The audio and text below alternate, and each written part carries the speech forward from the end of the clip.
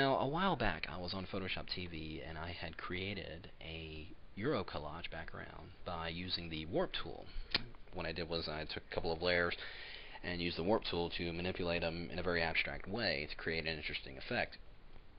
And I got a couple of people emailed me asking me if they could see a little bit more on the warp tool. So what I thought I would do is actually use it in a sort of practical design sense and use it to create a really interesting design element as part of an entire composition. So what I'm going to do is I've got my document here, and on the background layer, which is selected, I'm going to go over here and get my gradient tool. Now, because I'm lazy about creating my very own custom gradients, I simply use the ones that are in here and manipulate the colors after the fact. So I'm going to choose this one right here, which is one of the default gradients here in Photoshop, because I like the way the gradient is. I'm not so much paying attention to the color, but just the tones of the gradient itself. So with that gradient selected, I'm going to go down here to the bottom right corner, and I'm click and drag to the upper left corner here, and we get our gradient in there. And like I said, I'm not paying attention to the color because I'm going to change it. I'm going to bring up my hue saturation by Command or Control U, like this, and I'm going to click Colorize. And I want to get it to a kind of a blue hue, so I'm going to drag over here to about 220-ish, increase that saturation, and make it a little darker. About like that. Looks good. Alright. So I got my background gradient. I'm going to make a new layer, and I'm going to go under Filter. Actually, no, I got to fill it with a color first. So I'm going to go to Shift Delete, bring up my fill dialog. I want to make sure I'm on 50% gray. Hit OK. Now I'm going to go to Filter, Sketch, Halftone Pattern,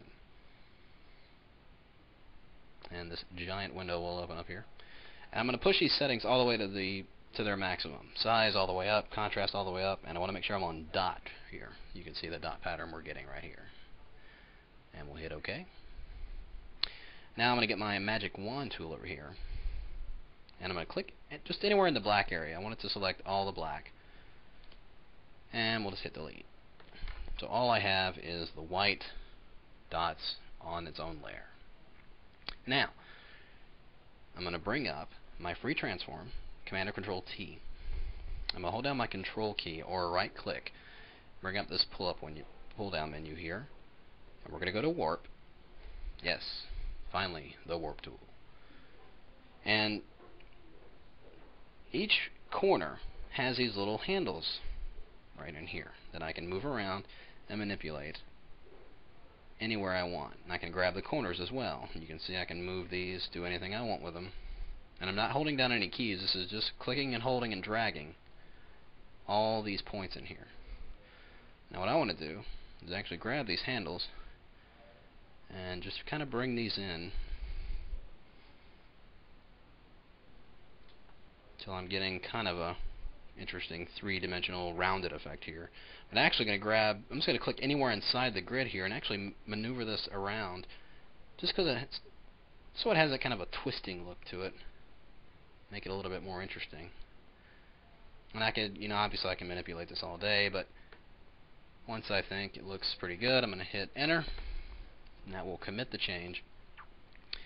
And now what I'm going to do is actually move this layer over to the side, right about like this, just so it's kind of creating kind of a frame in here.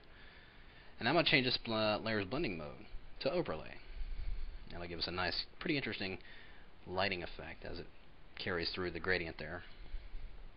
Now, I've got an image of this woman here that's going to be part of my design that I'm going to bring up, and I'm going to pre-transform it, scale it down just a little bit, because I want it to be kind of in that framed area there.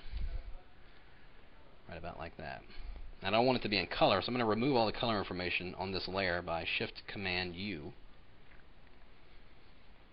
And then I'm going to bring up a layer mask on this layer. Click on that layer mask icon, go get my gradient tool, and I want to change it to black to transparent. And I'm just going to come in from each side of this graphic on that layer mask and just make it as though that image is just kind of blending into that background there. And then I'm going to change this layer's blending mode also to overlay. And there we get an interesting kind of really cool background effect there. It's part of that design. Now, I'm going to create a new layer.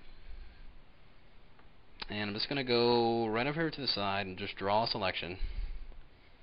It's a big, long, rectangular selection right in the middle, right about like that. And I'm going to Command Control Delete or Control Backspace to fill that with my background color, which is set to white. And we'll deselect that. I'm going to double click on this layers icon to bring up my layer styles. I'm going to apply a drop shadow. And what I want to do, I'm going to be applying a layer mask to this image. And I don't want, and I also want it to mask out my effects. And by default, here in Photoshop, you can see right here where it says layer mask hides effects. So by default this is unchecked. So when I apply a layer mask, it's not going to affect the styles that I apply unless I check this box right here. So I'm going to go ahead and check that, and we'll hit OK. Now I'm going to bring up a layer mask, go ahead and get my gradient tool. Again, we're making sure we're going from black to transparent.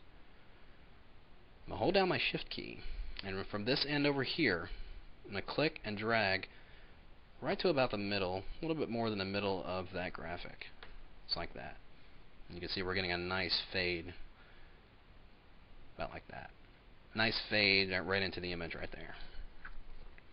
And lastly, if I've already got some text set here, if I just drop in this text right here,